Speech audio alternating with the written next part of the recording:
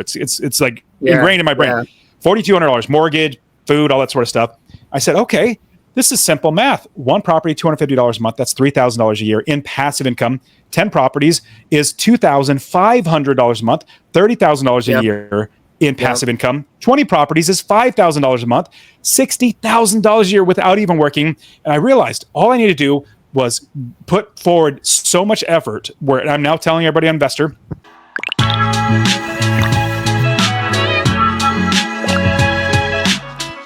Well, welcome back to another episode of Lessons into Blessings podcast. I'm your host, Tari Thomas, and I'm excited to have on the show today, Dustin Heiner.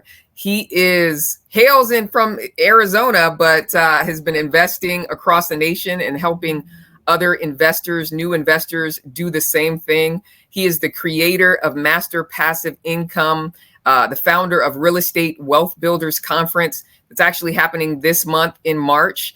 And started investing early on when he was 37, full-time job, wife, kids, the whole nine, and was able to now be retired and helping investors do the same. Quit their job. I love that. I'll talk to him about that in a second. Quit the job, just over broke. And he's on a path to helping other people create financial freedom. So if you guys can welcome with me on the show, Dustin Heiner. Hey, Tari, thank you so much for having me on the show. And yeah, real estate is just amazing. But what it really comes down to, being a Christ follower, is it allows me to have more time in my life because I have properties that make me money, where I don't have to work a job, 40 plus hours working for somebody else, that I could also be able to serve the Lord and bless other people, and really just as best I can use my time now to help as many people as possible. But I really appreciate you having me on the show. And I love podcasting. I love talking to real estate investors who are also podcasters as well, because I have my own podcast, which is so much fun, because when you get around other podcasters, especially real estate investing podcasters, we have so much in common. So we can definitely Exactly. So you're wearing your successfully unemployed shirt. There we go. I'm repping your t-shirt here. There we go. I love it. And you just said it a little bit, just what it means for you to be successfully unemployed. Is there anything, if you had to wrap it up in a couple sentences, what does it mean for you to be successfully unemployed? I've found a way to provide for myself and my family without working that dead end job, that just over broke job. That's what successfully unemployed is like. And I used to tell people that I was retired when I was 37 years old. It was 2016. I was retiring, quote unquote retiring.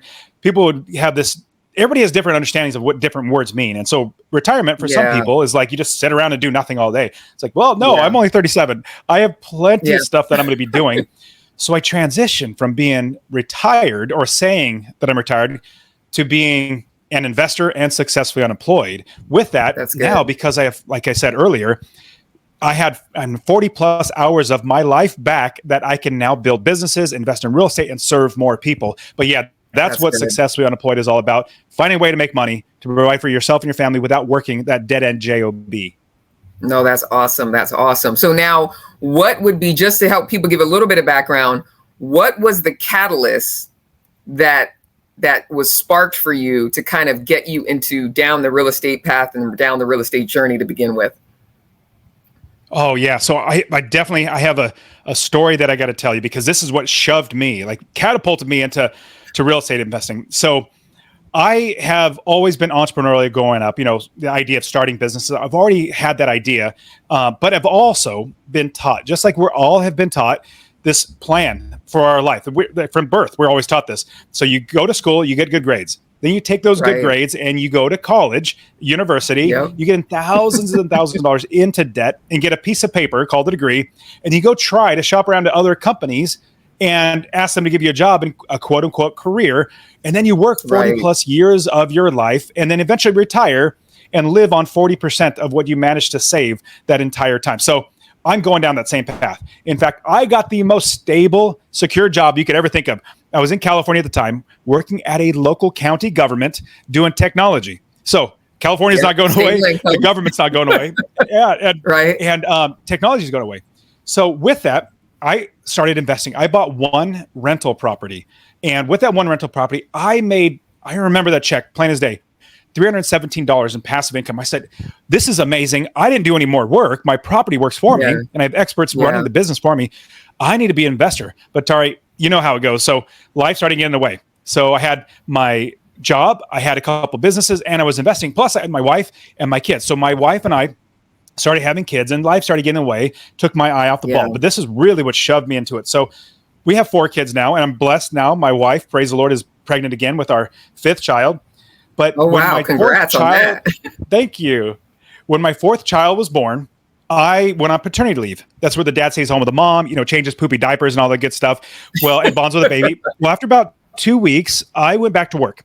And in that week, I go back to work. I get a call from my boss's secretary, like the top dog. And she says, Dustin, would you please come in the office? And I said, sure. And then I hung up the phone. I paused for a second. I thought, why in the world did they call me in the office? Like, this isn't normal. And I've also seen plenty of movies. Friday at 3:30 is not a good sign. I've experienced that call. Yeah. I was remembering a couple months before I went on paternity leave, there was some rumors or some rumbling going on that there could potentially be layoffs in the county.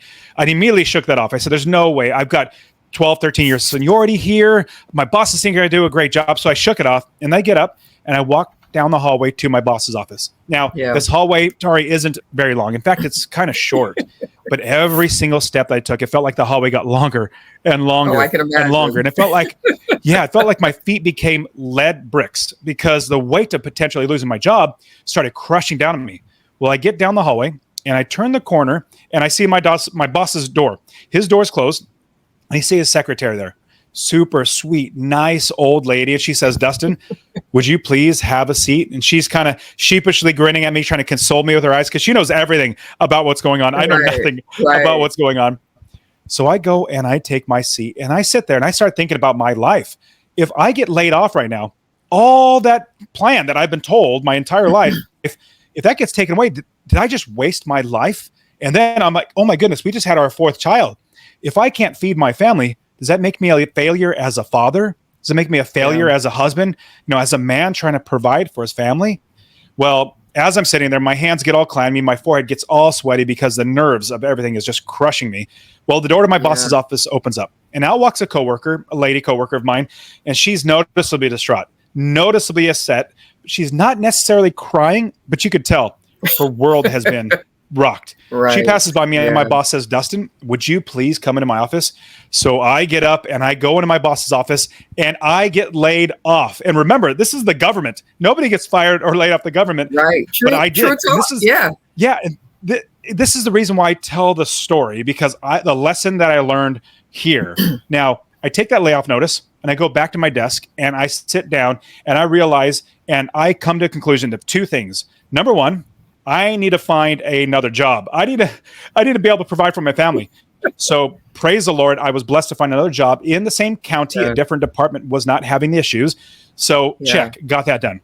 Then sitting in a chair, the second thing that I realized was I need to make sure this never, ever happens to me again. I need to make sure that nobody has the ability to take away my ability to feed my family. So right then and there, I said, anytime anybody would ask me the question, and we all get this question, what do you do?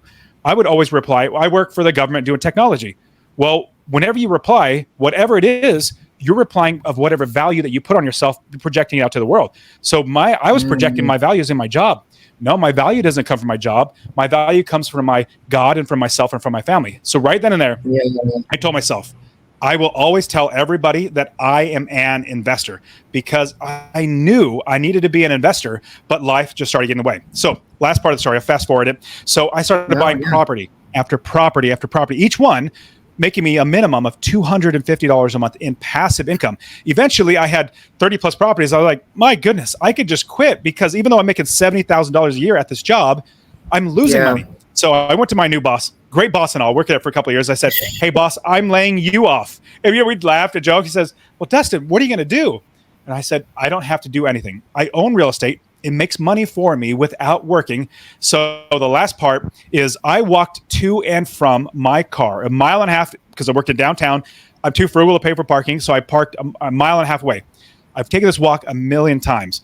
This last time I felt like I was walking on clouds because I knew I would never, ever need a job again. And here's That's this is the hilarious. last thing I want to say, because I want you to jump in. So I want everybody to realize, so you listen to this, I want you to realize that you are not getting paid what you're worth. Nobody will ever pay you what you're worth, and you are worth more than anybody can ever pay you. This is how you'll know. Yeah. Your boss is paying you enough just to keep you working without quitting, but not so much that takes money out of their pocket. If they paid you what you were worth, they would go broke. So instead, my suggestion is figuring out a way to actually make money where you're making money in passive income. That's why I love the term master passive income. I buy one rental property, it makes me money over and over and over again. But you are worth so much more than anybody can ever pay you. With that, once you find that route, if it's real estate investing, if it's starting a business, whatever it might be, go whole hard in it, because you'll have 40 plus hours of your life back that you can now devote to whatever it is that you want to do. So I'll pause the story because you probably got plenty of questions. No, you're good. You're good. You touched on so many things. You touched on value and just being. I mean, number one, introducing yourself as an investor, critical, because it helps you to change your mindset of how you function, not tying your value to the job. There were so many takeaways from that specifically. What do you think is the mindset or in the strategies that you use to get to that place, right? So there's a shift, like no one's ever gonna, hold me in this position again, right? You're absolutely right. And here's what I had this thought, and most people have this thought. Investing in real estate is risky. That's the first thought, because they've never done it before. They didn't go to school for it and all that sort of stuff. So it's new to them. So they imagine it's risky. Plus, they've probably heard other people say, it's risky. I tried it and I lost money. Well, I'll be completely honest and say they didn't know what they were doing. Now, what I've found, it's more risky to put your life in somebody else's hands to be able to feed yourself and your family, as opposed to putting it into your own hands. Now, my suggestion is, when you figure out, like, let's say it's real estate investing. I knew that when I bought one rental property, it would make me a minimum of $250 a month in passive income. That's $3,000 a year. So my mindset shift was, I got laid off. The most stable, secure job you could ever think of, I got laid off. That can happen. I need to build my way out of this. So I said, okay, one property, $250 a month, that's $3,000 a year. In order to get to where I can replace my income, I asked my wife, I said, hey, honey, how much do we need in income every single month? And she said $4,200. I remember the number. It's like ingrained in my brain. $4,200, mortgage, food, all that sort of stuff. I said, okay, this is simple math. One property, $250 a month. That's $3,000 a year in passive income. 10 properties is $2,500 a month, $30,000 a year in passive income. 20 properties is $5,000 a month, $60,000 a year without even working. And I realized all I needed to do was put forward so much effort, where I'm now telling everybody I'm an investor. With that, started buying property after property. Now, here's the fun thing. One last quick thing I'll say. The mindset shift now for me was when people would ask me what I do, I would tell them I'm an investor. Now, it may so happen 100% of my money came from my job. That's now my part-time job. I'm a full-time investor. That's the mindset shift we need. Yeah, no, that's good. That's good. And I love that you started with the end in mind, right? So a lot of people do not define, when I'm talking with investors, hey, what are your goals, et cetera? It's very loose. It's like, well, I want to get into real estate. Well, I want to be, but okay, but what does that mean to you? And really having that why. You knew what that why is. Look, I don't ever want this to happen together. You defined with your wife. I think that's a beautiful thing that you do it combined. And I could talk about that all day. I'm just, being in the on the investment path and making sure that your wife and your family was aligned around those goals. Because some folks, they drag their family through it. And so it's a beautiful thing to see that. And we could talk about that, how you were able to align your wife around those goals, because that's really extremely important, because that can slow you down or that can amplify you, right? Go ahead. Sorry, I'll let you go. For me, it was, my wife, very risk averse. I'm not as risk averse.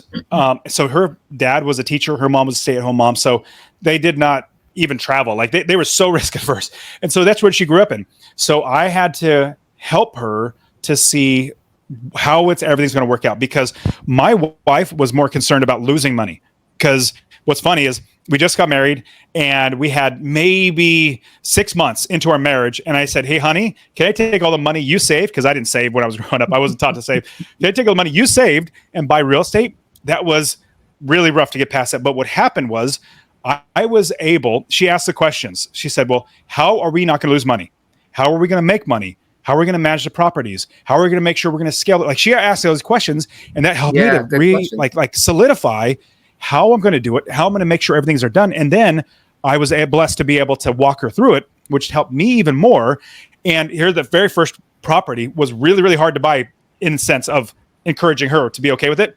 Right, and she double checked everything. But now, fast forward, I would come home and I'd say, hey, honey, I just bought 3 single family homes and duplex, without even telling her about it. She goes, okay, good. The reason why is because she knows the business works. I've proven it over and over again. And she homeschools the kids. So I have the easy job of making money. She's got the hard job of homeschooling the kids. And now she just focuses on that. I focus on making money. Well, I love that. You built the trust. So you took it with one. And it's like with any business plan. Like, look, let's test it on the minimum viable product, right? We call it MVP in business world, right? And you said, let's do it with one, and ask me everything you want. And you got her past that hurdle. And that's really good. So hopefully some of the couples that are listening to this takes away that nugget. Like, you got to walk through it. And then from that, now it's giving you so much, because now you can just crank it up and the momentum's there, and she can just have that trust in you to just get it done. What else I also liked is that you define. Okay, yeah. Go ahead. I just wanted to say that one thing that almost derailed it too was I didn't do it right the first time. In fact, I listened to the quote unquote gurus, and the gurus, I went to a seminar. They say, hey, free seminar, we're coming to your town. I was like, great, I'm going to go. It's free. I want to learn about real estate. It was all hype and sales pitch. They said, now run to the back. It's normally $1 million, but it's $1,000 today. I ran to the back and I bought their 2-day seminar. And that was more sales pitch for their $80,000 course, $100,000 course. It was absolutely horrible. But I did take what little they told me and bought my first property. But here's the sad thing. Gurus, they don't know what they're doing, because they might be investors, but they don't know how to teach it, because it fails every single time. And I'll tell you the wrong way, but I'll quickly forget. I want you to quickly forget, and I'll tell you the right way. So when I followed the quote unquote gurus, my property manager started stealing from me within 6 months. And then my wife was all concerned, what's going on with the property? You're losing money. So that was a big aha moment. Now, remember, at the very beginning of this time right now, I said, I've always been entrepreneurial, starting businesses, that idea. So the gurus, what they tell you is that, I'm going to tell it to you, you're going to quickly forget it. They say, find a property anywhere in the country, run the numbers, make sure you're making $25 or $50 a month in passive income, but you're going to get appreciation. Remember, this is 2006, and they're still saying that now. Right. But 2006, it's going to get appreciation. That's what you're going to invest for. Then they say spend thousands of dollars to buy the property, then spend thousands of dollars to fix up the property, then try to find a tenant, and then find a property manager. Well, in my opinion, that's just about backwards. I did that. My property manager started stealing from me within 6 months. Now, the right way, remember, forget all that. Here is the right way. I learned this. Remember, it was a huge lesson that I had. And I love the idea of lessons into blessings. So this huge, it was a big hurdle, big setback. It was like almost derailed. I could have just given up, but I didn't. What I realized was, because I was entrepreneurial, I said, I'm not reinventing the wheel. It has to have been done before. People have done it so many times.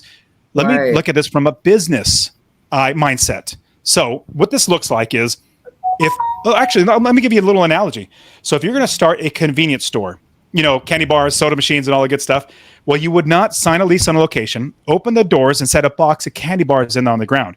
You wouldn't do that. You go out of business in 2 seconds. But what you would do is you would build the business first. So the lesson that I had was taking the failure and then the experience and education I had to now build a business. So we build the business first. That means, like in the convenience store, you get the gondolas. Those are shelving units. All the candy bars go on. The cold storage, countertops, cash registers, employees, insurance, everything in the business before you buy any inventory. Same thing with real estate investing. The lesson for me was, my property manager started stealing from me. I didn't build the business first. This is what you do. You build the business first, and then once you have the experts in the area doing the work for you, property managers, contractors, roofers, plumbers, realtors, inspectors, insurance agents, all these people doing the right work for you, then you buy your inventory. So my business is real estate investing, and my inventory, my product, is my properties. If you look at it like that, where you now have an entire business running itself, that's how I was able to scale. Remember, I lost money. My property manager started stealing from me. But then I realized if I went at a business mindset, then I had a scalable business, which means I can get to the 20 or 30, 40, 50 properties because I had a business that ran itself. Does that all make sense? Yeah, no, absolutely. So so many things. So you define your financially free number. You started with the end in mind, right? You worked yourself back to that. What are the people that I need in place, right? The right team. And you talk through some of who those people are. And then, building the plan. Sounds like you built some systems around that as well to be able to really free up your time for real. Because I think what a lot of people do, kind of to your point, they get in it and they realize this is more active than I really want it to be. It's not passive. And it's not passive because you haven't looked at it as a business at this current time. You've just looked at it as, hey, I just want to get into real estate. Let me just buy the first property. And because you don't have that team, you're working it. You're working it like a job, and you're not really making that much income. And I think another thing you talked about, just hey, just bank on appreciation. I tell people, appreciation is gravy, right? We know properties in general are going to continue to appreciate, but you never know where the market is. You don't want to be caught holding the bag. Buy the property right, which is make sure you're adding in the expenses. You have a little bit in reserve for any big ticket items. And, 250 is I think that's a good metric as far as how much profit, just in case, right? To weather, because taxes increases and property insurance and all that stuff increases. And so having a little bit of a buffer in case rents are flat and, the market is kind of like it's kind of doing now, you're able to weather the storm. Absolutely. So that's why I shoot for $250 a month in passive income from every single property. That's the minimum. I have some properties that I bought 2006, 7, 8, 9, 10 that are making me $700 or more dollars a month in passive income. But here's the big thing. You said a key word, the systems in place. I love having systems, procedures, and processes, and obviously the right people in place. Now, when you have the right systems and you have the right people in place, then you can scale your business. Now, what I did was I started looking at my real estate investing as a business. And with doing that, I'm now able to actually continually invest. I have the right people for funding, for finding properties. In fact, people ask me, well, how do you find all your properties? I say, I don't. They send me people send me these properties, like wholesalers, realtors, other investors, property managers, you name it. Everybody knows me because I now tell everybody I'm a real estate investor. So everybody brings me their deals because they want me to invest with them.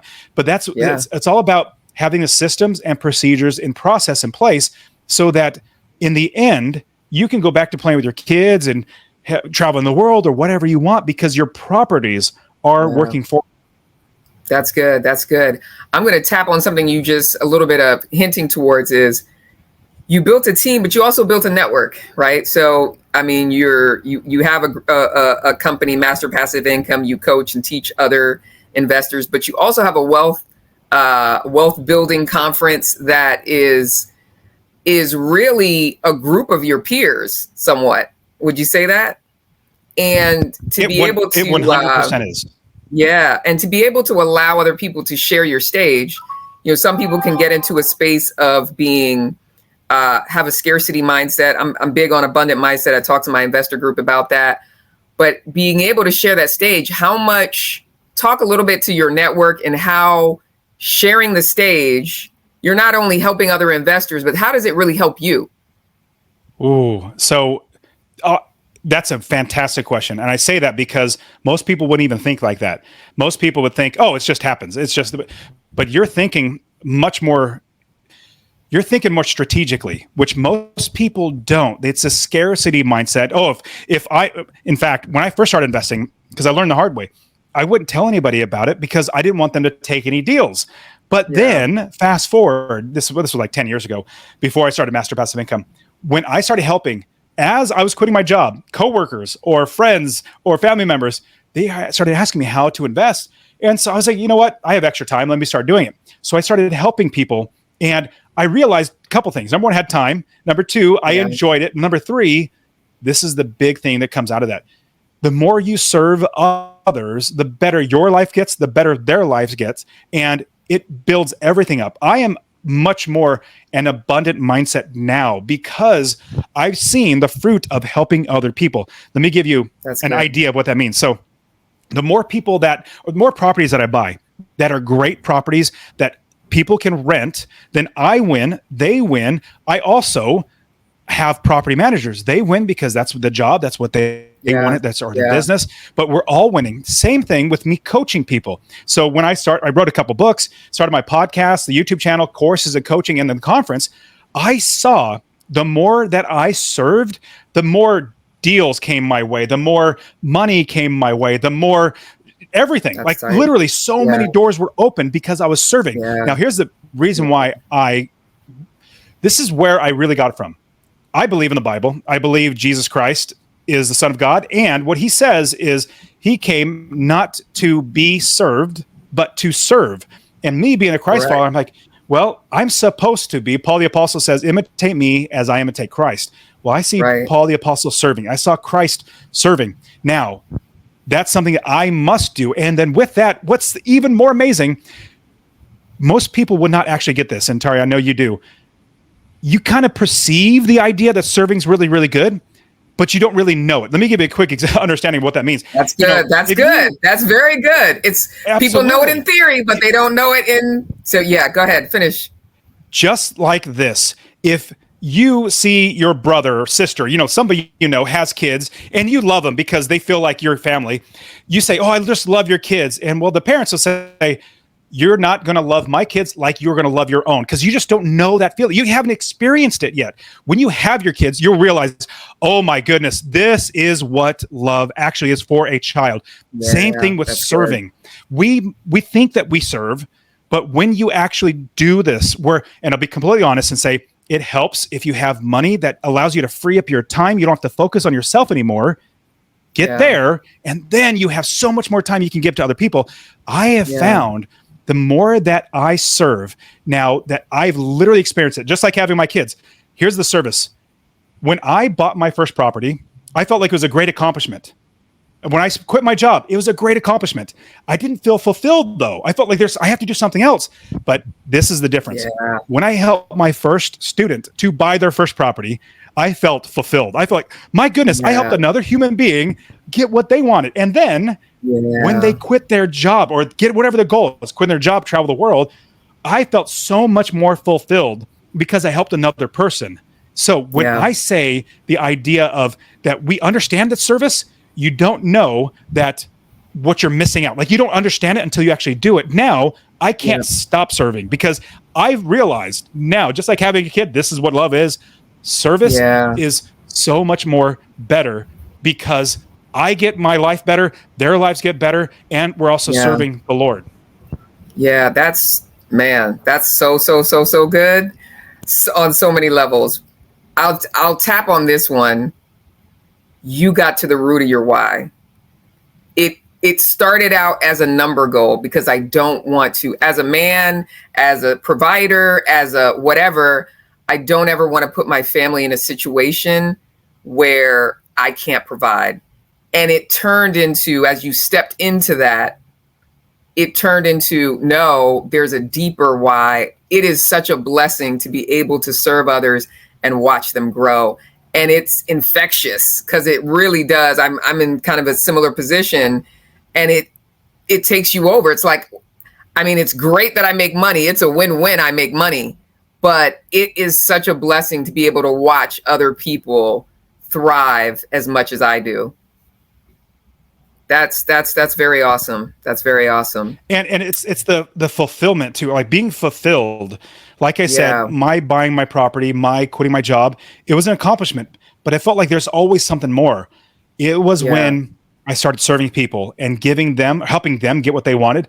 That's when the fulfillment came. Like my conference, the Real Estate Wealth Builders Conference, I literally bring together all my friends, like 40 plus of us expert investors, come and teach. It's not a sales pitch. Honestly, most real estate conferences, it'll be hype and sales pitch. And they say, run to the back and go give us money. I hated that. So I created a conference. Yeah, that's the exact opposite. I created a conference that I wanted to go to, where it's all about giving and serving. And so I bring all 40 plus of my friends, other expert real estate investors who have their own YouTube channels and conferences and all that sort of stuff.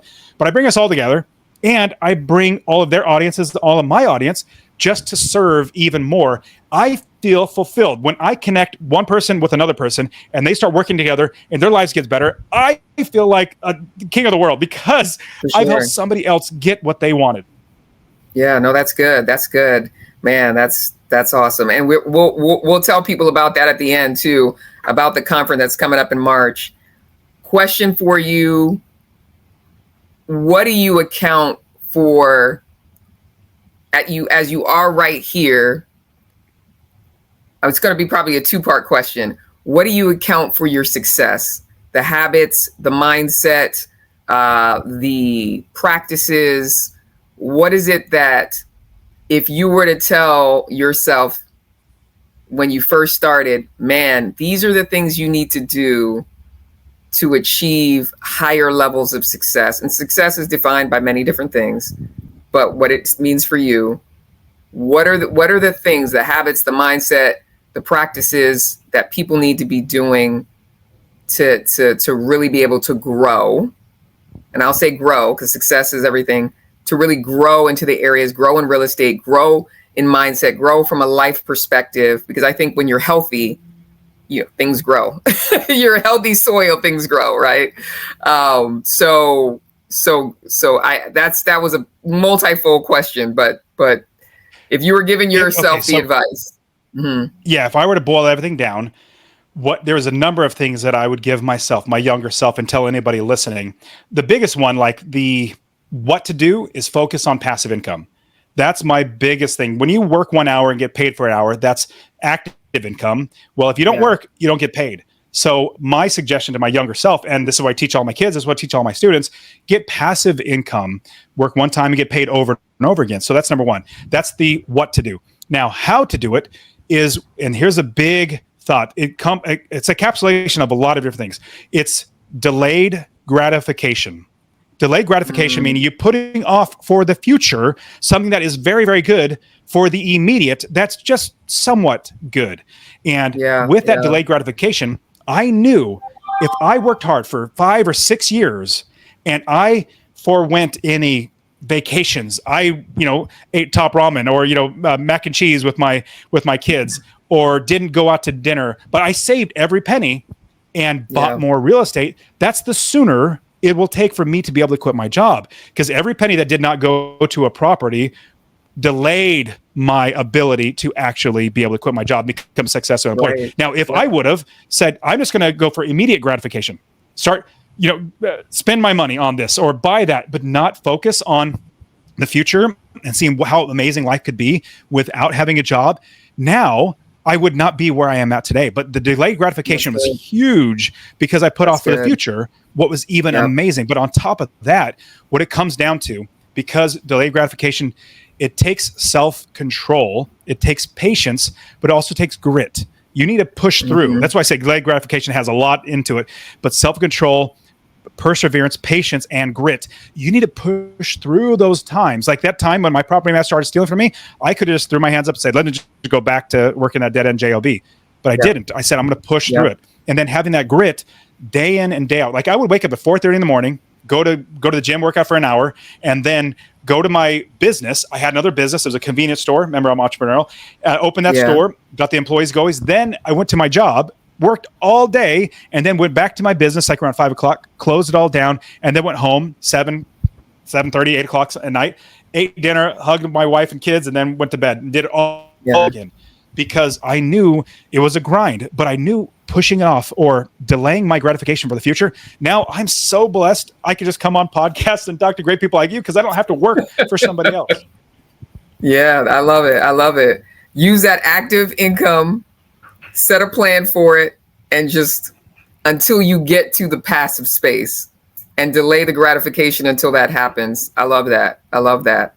Well, we could not end Lessons into Blessings podcast until we ask about lessons that you've learned that have turned into a blessing. You gave us so many of them, so I almost hesitate to not even ask the question. But what lesson do you believe helped you to achieve the largest area of growth in your life? Okay, so I'm going to give you in a four-part way of explaining it. One leads into another. So I believe there are four legacies, four things in our lives that everybody should aspire to and accomplish and attain to get to the next one. But it's really hard. You can't just jump over these. They have to go in this order. So number one is a money legacy, or you have to have enough money so that you can buy whatever you want, which means you can quit your job. If you had enough money coming in passively, then you have that money legacy. Then money leads into time, because you don't have to work for somebody else. You have so much extra time and you're not working for money. Then all that time is now then transition to relationships. So money, you buy as much as you want, whatever you want. Then time, do whatever you want. And then the relationships, that is where you start building up your life. That's where you start feeling more fulfilled. Then money leads into time leads into relationships, and then relationships lead into service. Service legacy is where everybody must get to, because I kid you not, the sooner you get there, and it's no fast track, you have to delay gratification all the way through. The sooner you get there, the more fulfilled you'll be, the more money you'll make, the more people will look at you and say, thank you so much because of what you've done for me. All that combined shows that we have those four legacies leading up. So my idea, or what I thought after that I got to service legacy, no, I didn't realize that now. I do then, but now I realize it, and I'm telling everybody now. The sooner you focus on serving people, going from money to time to relationships, then to service, that is when your life just dramatically gets better and better and better. Yeah. I love it. I love it. I love it. That's awesome. Man, I'm taking notes on that one because I love the formula, because you don't inherently just know it. But the way you broke that down, that's really good. That's really good. Well, Dustin, I want to give a shout out to the REWBCon. I know there's RubeCon and many ways to say it. It's coming up here March 14th to the 16th. How can people find out about it? Yeah, I appreciate it. So actually, I want you to invest in real estate. I want to help you. I'll give you 10% off your ticket. If you use a promo code podcast, when you're getting your ticket. I'll give you 10% off. If you go to REWBCON, you use that promo code. It's going to be in St. Louis this year. Every year it's an annual conference. So this year it's March. Just go to the website. You'll see all the details, but it's a giving conference all about helping you to invest in real estate. No sales pitch run in the back, but yeah, get 10% off your pass, rubcon.com. And hey, Tari, do you mind if I give everybody just a free course to start investing in real estate? Yep. That's all good. Yeah. And I can always leave it in the notes too. Oh, totally. So if you text the word rental, RENTAL, rental to 33777, rental to 33777. I'll literally give you my free course, show you how to find the area of the country to invest, how to build your business, how to scale your business to quit your job. You can even go to masterpassiveincome.com, masterpassiveincome.com/free course, all one word. You can even check me out on the podcast, Master Passive Income Podcast YouTube channel. Oh, one last thing. I've actually started getting into Instagram, connecting with people on there. So you can find me on Instagram, Dustin Heiner, the Dustin Heiner. And no, Tari, I'm not that arrogant. It's the only handle I could come up with. Everything else was taken. So the Dustin Heiner. People are always trying to steal identities these days. So they sure are. You want it to be just you. Absolutely. Well, thank you guys. Thank you for being on the show. I appreciate your time. And thank you guys for listening again. Until the next time, stay blessed.